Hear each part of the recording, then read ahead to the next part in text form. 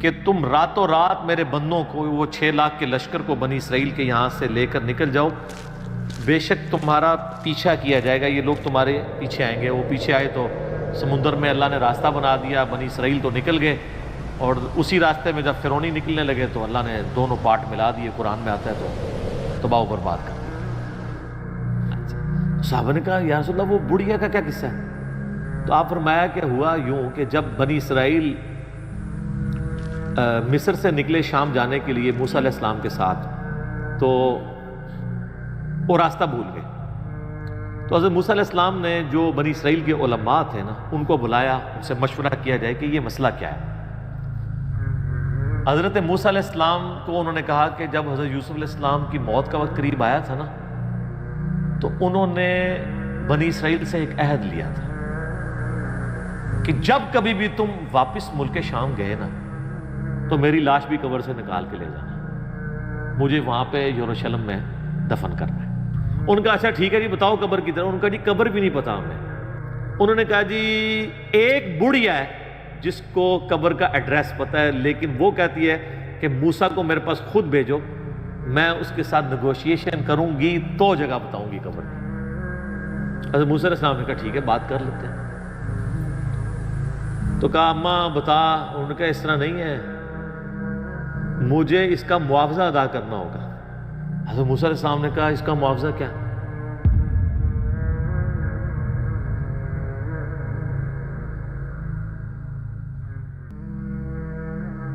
علی بھائی اگلا سوال ہے، میں نے اپنے بچپن میں ایک ذمہ دار بریلوی عالم اور مناظر مولانا سعید احمد اسد حفظہ اللہ کی زبانی ایک واقعہ سن رکھا ہے جس کی تصدیق علی بھائی سے مطلوب ہے۔ کیا یہ واقعہ درست ہے کہ سیدنا موسیٰ علیہ السلام جب مصر سے شام کے لیے نکلے تو اپنے ساتھ حضرت یوسف علیہ السلام کا جسم مبارک بھی قبر اقدس سے نکال کر ہجرت کو روانہ ہوئے تھے؟ پلیز وضاحت فرما دیں۔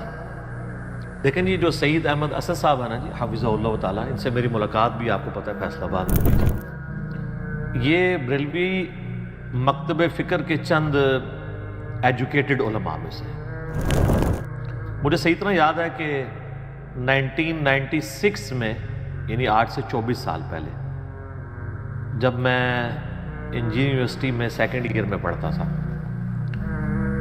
تو ویکینڈز پہ میں گھر آیا کرتا تھا، تو ان کی ایک میلاد کے موقع کے اوپر تقریر تھی۔ اس تقریر میں نے پہلی دفعہ شیخ ناصر الدین البانی رحمہ اللہ تعالیٰ کا نام ان کے منہ سے سنا تھا۔ میں خود بھی اس وقت کٹر بریلوی تھا، تو مجھے یاد ہے کہ سعید اسد صاحب اس وقت کہتے تھے، اس وقت داڑھی بھی ان کی کالی تھی، کہ اس وقت البانی صاحب بھی زندہ تھے۔ البانی صاحب فوت ہوئے 1999 تو کینسن اور سعودیہ چیک بیٹھے ہیں نا دا، ٹھیک ہے، تو حالانکہ وہ ان کا بھی کوئی نہیں ہے۔ اب اس نے اہل بیت کی محبت میں جو احادیث جمع کی ہیں نا، تو میں نے آپ کو بتایا کہ عنقریب اس کو بھی یہ رافضی کہہ دیں گے، وہ ان کا نہیں تھا، وہ اللہ اور اس کے رسول کا ماننے والا تھا، بڑا محب اہل بیت بنا تھا رحمہ اللہ تعالی۔ تو البانی صاحب کا تعارف میں نے پہلی دفعہ ان سے سنا۔ میں نے بھی سعید احمد اسد صاحب سے یہ والی حدیث خود سنی تھی، خیر اس وقت تو مجھے اتنا آئیڈیا نہیں تھا حدیث کی کتابوں کا۔ بہرحال یہ جو حدیث انہوں نے بیان کی ہے نا، اس واقعے کا ذکر کیا، یہ بالکل صحیح سند سے ثابت ہے، اور یہ بڑا انٹرسٹنگ واقعہ ہے۔ یہ واقعہ آپ کو المستدرک للحاکم میں بھی مل جائے گا صحیح سند کے ساتھ۔ امام حاکم نے اس حدیث کو امام بخاری کی شرط پہ صحیح کہا ہے، امام ذہبی نے بھی ان کی موافقت کی ہے۔ یہ حدیث جو ہے وہ مسند ابی یعلا میں بھی موجود ہے صحیح سند سے، صحیح ابن حبان کے اندر بھی موجود ہے۔ یہ حدیث تفسیر ابن کثیر میں بھی موجود ہے۔ تفسیر ابن کثیر میں جو سورہ الشعراء کی آیت نمبر 52 ہے نا، حضرت موسیٰ علیہ السلام کے بارے میں آتا ہے نا کہ اللہ تعالیٰ فرماتا ہے کہ ہم نے ان کی طرف وحی کی تھی، وَأَوْحَيْنَا إِلَى مُوسَىٰ أَنْ أَسْرِ بِعِبَادِي إِنَّكُمْ مُتَّبَعُونَ، ہم نے موسیٰ کو وحی کی کہ تم راتوں رات میرے بندوں کو، وہ 6 لاکھ کے لشکر کو بنی اسرائیل کے یہاں سے لے کر نکل جاؤ، بے شک تمہارا پیچھا کیا جائے گا، یہ لوگ تمہارے پیچھے آئیں گے۔ وہ پیچھے آئے تو سمندر میں اللہ نے راستہ بنا دیا، بنی اسرائیل تو نکل گئے، اور اسی راستے میں جب فرعونی نکلنے لگے تو اللہ نے دونوں پارٹ ملا دیے، قرآن میں آتا ہے، تو تباہ و برباد کر دیا۔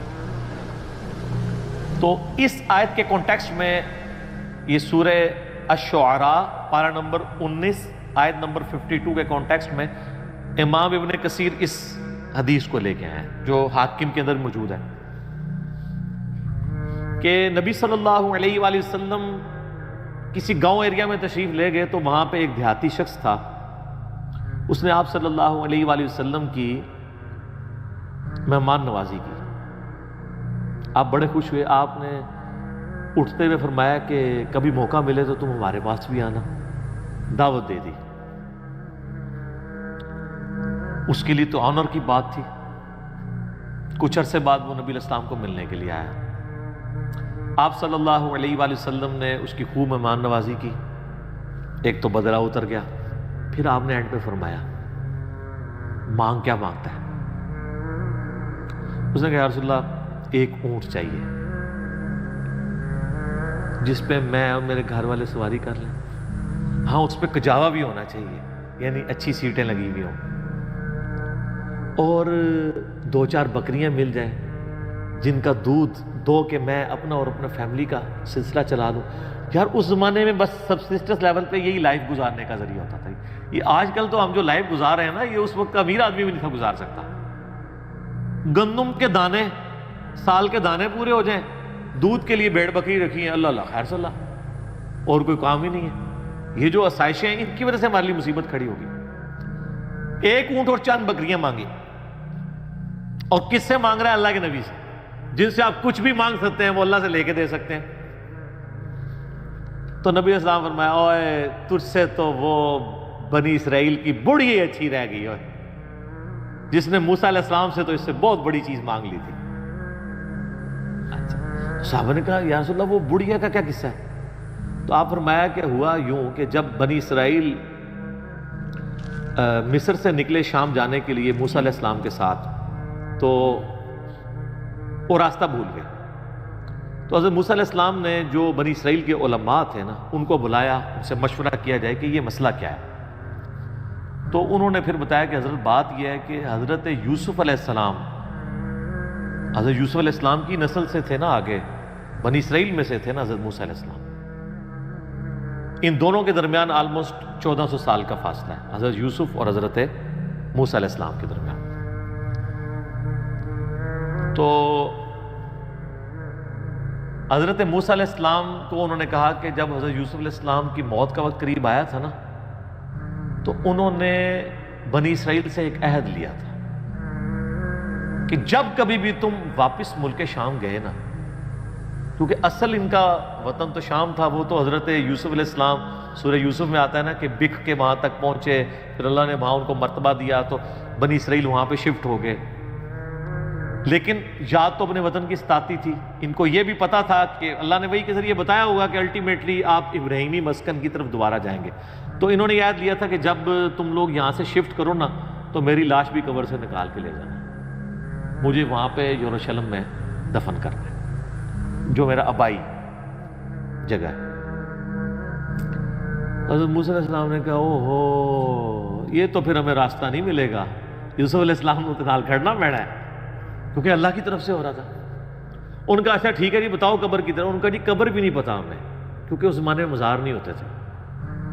پوائنٹ ٹو بی نوٹڈ, مزار تو نہیں. اور یوسف علیہ السلام تو بہت بڑی شخصیت تھے, ان کا بہت بڑا مزار ہونا چاہیے تھا وہاں, وزیر خوراک رہے تھے وہ.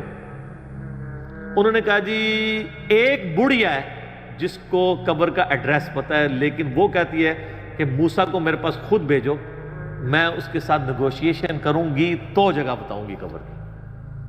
حضرت موسیٰ علیہ السلام نے کہا ٹھیک ہے بات کر لیتے ہیں. تو کہا اماں بتا. انہوں نے کہا اس طرح نہیں ہے, مجھے اس کا معاوضہ ادا کرنا ہوگا. حضرت موسیٰ علیہ السلام نے کہا اس کا معاوضہ کیا؟ وہ تو ایکسپیکٹ کر رہے تھے کوئی پیسے, کوئی مال, کوئی بکریاں, کوئی اونٹ, جس طرح اس صحابی نے بھی مانگ لیا. انہوں نے کہا جی معاوضہ یہ ہے کہ میں جنت میں تمہارے ساتھ رہوں گا. اللہ, حضرت موسیٰ علیہ السلام کا رنگ فاق ہو گیا, چہرے پہ ناگواری کے اثار آ گئے کہ یہ کیا مانگ رہی ہے, پھر دوسرا یہ میرے اختیار میں بھی نہیں ہے. تو حدیث کے الفاظ ہیں اللہ تعالیٰ نے اسی ٹائم حضرت موسیٰ کو وحی کی کہ آپ کمٹمنٹ کر لیں اس کے ساتھ. اوہ ہائے دینے والا تو اللہ ہے نا جی۔ موسیٰ علیہ السلام نے کہا ٹھیک ہے۔ اس لیے حضور نے اس اعرابی کو کہا او یار تجھے تو بڑھیا اچھی رہ گئی، یعنی تو مجھ سے جنت میں میرا پڑوس مانگ لیتا، تو نے مانگی تو دنیا کی چیز مانگی۔ جس طرح کہ صحیح مسلم میں آتا ہے کہ ایک صحابی تھے ربیہ، نبی علیہ السلام کو وضو کروایا کرتا تھا۔ ایک دن سمندر رحمت جوش میں آیا، فرمایا سل ربیہ، ربیہ کیا مانگتا ہے؟ وہ بھی تیاری کر کے بیٹھے سے، انہوں نے کہا یا رسول اللہ جنت میں آپ کا پڑوس، ہو سکتا ہے اس واقعے کے بعد یہ ہوا ہو، انہوں نے یہ بات سنی ہوئی ہو، اہم ممکن ہے، یہ میری اسیسمنٹ ہے۔ تو آپ فرمایا اور بھی کچھ مانگ لیں، ان کا نہیں یا رسول اللہ اس کے بعد تو مجھے کچھ نہیں چاہیے۔ تو آپ نے فرمایا پھر کثرت سجود سے میری مدد کر، یعنی اللہ کی عبادت کر کثرت کے ساتھ، میری شفاعت بھی تیرے کام آئے گی، الٹیمیٹلی تجھے جنت میں میرا پڑوس مل جائے گا انشاءاللہ۔ بلکہ آپ لوگوں کے لیے خوشخبری، بخاری مسلم میں حدیث ہے کہ ایک صحابی ہے، ان کا یا رسول اللہ قیامت کب آئے گی؟ آپ نے فرمایا کہ کوئی قیامت کے لیے تو نے تیاری بھی کی ہے؟ تو اس نے کہا یا رسول اللہ میں تو بس موٹے موٹے دین پہ چلتا ہوں، فرائض پورے کرتا ہوں، کوئی ایکسٹرا نفلی باتیں میرے پاس نہیں ہیں، ہاں میں اللہ اور اس کے رسول سے محبت کرتا ہوں۔ تو آپ نے فرمایا پھر اللہ اور اس کا رسول تمہارے ساتھ ہوں گے۔ حضرت انس بن مالک کہتے ہیں کہ اسلام لانے کے بعد رسول اللہ کے کسی فرمان سے ہمیں اتنی خوشی نہیں ہوئی جتنا اس فرمان سے ہوئی کہ جو اللہ اور اس کے رسول کے ساتھ محبت کرتا ہے، اللہ اور اس کا رسول قیامت والے دن اس کے ساتھ ہوں گے، یعنی اسے بھی پڑوس مل جائے گا۔ اور پھر حضرت انس بن مالک کے الفاظ ہیں بخاری مسلم، اے اللہ میں اللہ سے، اس کے رسول سے، حضرت ابو بکر عمر سے محبت کرتا ہوں، گو میرے اعمال ابو بکر عمر والے نہیں ہیں، لیکن یا اللہ مجھے بھی اپنا اور اپنے محبوب کا ساتھ قیامت والے دن نصیب فرما، آمین۔ ہم بھی دعا کرتے ہیں کہ گو ہمارے اعمال بھی صحابہ اور اہل بیت والے نہیں ہیں، تب بھی اللہ تعالیٰ محض اپنی رحمت سے، اپنے نبی علیہ السلام کی شفاعت سے ہمیں ان مبارک ہستیوں کا پڑوس قیامت والے دن نصیب فرمائے، آمین ثم آمین۔ اچھا تو اب وہ بڑھیا نے کہا کہ جی میں آپ کو پتہ بتاتی ہوں۔ اب وہ بڑھیا جناب ان کو ایک تالاب کے اوپر لے، حدیث کے الفاظ ہیں وہ تالاب بھی بالکل سبز ہو چکا ہوا تھا، یعنی بہت پرانا تالاب تھا، کوئی اتنا یوز میں بھی نہیں تھا، کوئی سمجھ لیں آج کل جس طرح کیچڑ والا کوئی جوہڑ ہوتا ہے۔ اس نے کہا جی اس پانی اس کا نا تالاب کا باہر نکلوائیں، اس تالاب کو خشک کریں۔ وہ تالاب خشک کیا گیا تو اس کی بیسمنٹ کے اندر اس نے نا ایک جگہ لوکیٹ کی کہ یہاں پہ آپ کھودیں، یہاں پہ اس کی قبر ہے۔ دسو کسی لبنی سی، اس مانے علم غیب ہی نہیں سی ہوتا، نہیں تو لب جانا، ٹھیک ہے۔ بزرگوں کہتے ہیں نا علم غیب ہے، وہ جب تک اللہ نہ بتائے تو پیغمبر کو بھی نہیں پتا چلتا۔ تو خیر وہ قبر کھودی، اور حدیث کے الفاظ ہیں کہ انہوں نے حضرت یوسف علیہ السلام کا جسد انور نکالا تو پھر بنی اسرائیل کے لیے جو ہے نا راستہ بالکل واضح ہو گیا، پھر وہ اپنے سفر پہ چل پڑے۔ تو یہ حدیث ہے جس میں حضرت یوسف علیہ السلام کا جسد انور وہاں پہ شفٹ کرنے کی بات ہے۔ لیکن اس حدیث کے اندر ایک اشکال بھی ہے، میں اس کو کلیئر کر دوں۔ اس حدیث میں الفاظ ہیں کہ حضرت موسیٰ علیہ السلام نے کہا وَاسْتَخْرِجُوا عِظَامَ یوسف، یوسف کی ہڈیوں کو یہاں سے نکالو۔ اس کی وجہ سے بعض لوگ یہ کہتے ہیں کہ جی یہ تو حضرت یوسف علیہ السلام کا تو جسم معاذ اللہ سلامت نہیں تھا، وہ تو ہڈیاں شفٹ کی گئی ہیں۔ شیخ البانی رحمہ اللہ تعالیٰ سلسلہ احادیث صحیحہ میں لکھتے ہیں کہ میں بڑا عرصہ پریشان رہا کہ ہمیں تو صحیح احادیث کی روشنی میں یہ بات پتہ ہے، ایون قرآن سے بھی اشارہ ملتا ہے، میں بعد میں بتاتا ہوں آپ کو، کہ انبیاء کے جسموں کو مٹی نہیں کھاتی ہے، تو یہ کیسے ہو سکتا ہے کہ یوسف علیہ السلام کے ہڈیوں کا ڈھانچہ وہاں پہ ہو؟ تو کہتے ہیں میرا مسئلہ حل ہوا جب میں نے سنن نبی داؤد میں وہ حدیث پڑھی نا، حضرت تمیم داری نے کہا یا رسول اللہ صلی اللہ علیہ وآلہ وسلم آپ یعنی کھڑے ہو کے خطبہ دیتے ہیں تو میں آپ کے لیے ایک ممبر نہ تیار کروا دوں جس پہ آپ بیٹھ کے تھوڑی دیر آرام کر لیا کریں۔ تو اس میں پتہ کیا الفاظ ہیں؟ وہ کہتے ہیں یحمل عظامک، اس ممبر پہ آپ اپنی ہڈیاں رکھ سکیں، ہونا تو چاہیے تھا جسم رکھ سکیں۔ تو البانی کہتے ہیں کہ وہ مجھے پتہ چلا کہ یہ عرب کے لوگ محاورتاً یہ لفظ بولتے ہیں، یعنی وہ جسم ہڈیوں کے ایکویلنٹ جسم اور جسم کے لیے ہڈیاں استعمال کرتے ہیں. جیسے ہمارے جسم میں درد ہو تو ہم کیا کہتے ہیں میری ہڈیاں ٹوٹ رہی ہیں. اس کا یہ مطلب نہیں ہوتا کہ فزیکلی کوئی ہڈیاں ٹوٹ رہی ہیں, جسم میں درد ہے. بریانی کھائی ہے تو سینے میں آگ لگی ہوئی ہے, اس سے مراد وہ فائر نہیں ہوتی, یہ محاورہ تھا. تو کہتے ہیں اس صحابی نے یہ بھی کہہ سکتا تھا یا رسول اللہ جس پہ آپ آرام کر سکیں, اس نے لفظ کیوں استعمال کیے کہ یحمل عظامک, آپ کی ہڈیاں, آپ اپنی ہڈیاں اس پہ رکھ سکیں. تو ہڈیاں اپنی کو رکھ سکتا ہے. تو اس اشکال کا جواب ہو گیا. اب آ جائیں اس آیت کی طرف جو میں نے کہا قرآن میں, وہ سورہ سبا ہے, آیت نمبر 14. اعوذ باللہ من الشیطان الرجیم, بسم اللہ الرحمن الرحیم. یہ بڑا مشہور واقعہ ہے. حضرت سلیمان بن داود علیہ السلام, آپ کو پتہ ہے جب یہ فوت ہو گئے تو یہ ہیکل سلیمانی تعمیر کروا رہے تھے, تو ایک عصا کے سہارے یہ کھڑے رہے. اس کا ذکر ہے. فلما قضینا علیہ الموت, جب ہم نے ان پر موت وارد کر دی, ما دلہم علی موتہ الا دابۃ الارض تأکل من سأتہ, تو ان کی موت کی خبر نہیں دی مگر اس زمین کے کیڑے نے جو ان کے عصا کو کھا گیا. اب وہ عصا کے سہارے ظاہر کرسی بھی بیٹھے ہوں گے, یوں کر کے سہارا لیا ہوا ہوگا, جس سے فیل یہ ہو رہا تھا کہ وہ زندہ ہی ہے. لیکن کسی جن کی یہ بھی جرت نہیں ہوئی ہے کہ روب اتنا تھا کہ کسی کی یہ بھی نہیں جرت ہوئی کہ کہیں فوت ہی نہ ہو گئے ہوں, کہ اٹھ کے نماز بھی نہیں پڑھ رہے, کتنے دنوں سے جسم اسی طریقے سے ہے, اتنی بھی ان کی جرت نہیں تھی, ڈرتے تھے. فلما خر, جب ان کا جسم نیچے آیا, یعنی کیا ہوا کہ وہ دیمک جو ہے نا اس کو چاٹ گئی. تو سر دیمک ایک دن میں نہیں چاٹتی, یہ مہینوں کی گیم ہے کہ وہ عصا کو دیمک کھاتی رہی جب تک وہ ہیکل سلیمانی تعمیر نہیں ہو گیا, ٹیمپل آف سلیمان. تو قرآن کہہ رہا ہے کہ حضرت سلیمان علیہ السلام اس کے سارے پہ رہے, تو اس کا مطلب ان کا جسم بھی سلامت, فریشنس بھی سلامت, آنکھوں کی چمک بھی سلامت, سب کچھ. ادروائز تو ان کو شک پڑ جاتا. اور اللہ نے اس چیز کا ذکر کیا ہے کہ یہ اللہ نے کیوں کروایا ہے. اللہ کہتا ہے جیسے ہی وہ ان کا جسم نیچے آیا, اب یہاں ہونا چاہیے تھا جسم نیچے آیا تو فرشتوں نے تھام لیا, نہیں سر انج نہیں ہوا, زمین تے ہی آیا, کوئی گستاخی نہیں ہوگی, بے ادبی نہیں ہوگی. تبینت الجن ان لو کانوا یعلمون الغیب, اس سے جنوں کے اوپر یہ حقیقت کھل گئی کہ اگر وہ غیب کا علم جانتے ہوتے, ما لبثوا فی العذاب المہین, تو اتنے بڑے عذاب کو نہ وہ کاٹتے کہ کتنے مہینوں سے وہ حضرت سلیمان کے ڈر کی وجہ سے اتنے بڑے بڑے پتھر اٹھا کے ہیکل سلیمانی تعمیر کر رہے تھے.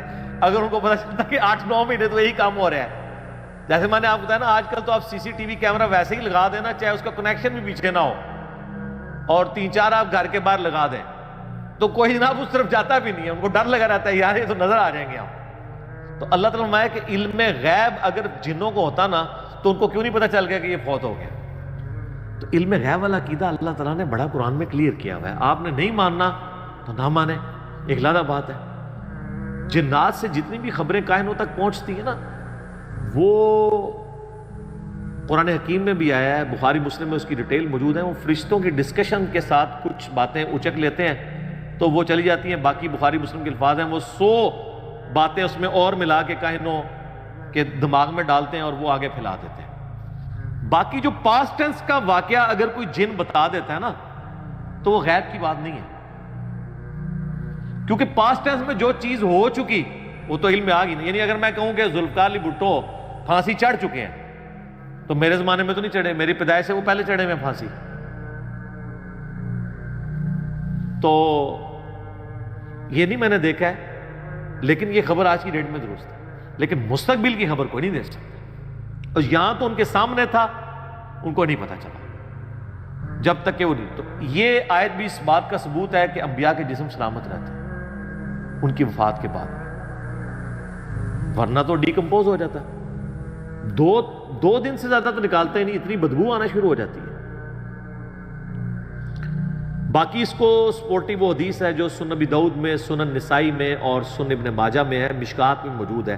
سیدنا اوس بن اوس رضی اللہ تعالیٰ عنہ سے کہ نبی علیہ السلام نے فرمایا کہ جمعے کا دن جو ہے وہ تمہارے ایام میں سب سے بہتر ہے، اسی دن آدم علیہ السلام پیدا ہوئے، اسی دن وہ فوت ہوئے، اسی دن سور پھونکا جائے گا، تم جمعے کے دن کثرت کے ساتھ مجھ پہ درود پڑھو، بے شک تمہارا درود مجھ پہ پیش کیا جائے گا۔ تو صحابہ نے کہا کہ یا رسول اللہ، جب آپ مر جائیں گے اور آپ کی ہڈیاں مٹی میں گھل مل جائیں گی، ذرا الفاظ سنیں، اس زمانے میں اس طرح گستاخی کا فتویٰ نہیں لگاتا تھا، جواب دیے جاتے تھے، تو آپ پہ درود کیسے پیش ہوگا؟ یہ تو نیچرل پروسیس ایسا ہوگا۔ تو نبی علیہ السلام نے فرمایا، اب دیکھیں اس کی برکت ہوئی کہ عقیدہ پتہ چلا، آپ نے فرمایا کہ ان اللہ قد حرم علی الارض ان تاکل اجساد الانبیاء، بے شک اللہ نے اس بات کو حرام کر دیا ہے مٹی کے لیے کہ وہ نبیوں کے جسموں کو کھائے۔ نبیوں کے جسم مٹی نہیں کھائے گی، وہ ان کی وفات کے بعد بھی قبروں میں سلامت رہیں گے۔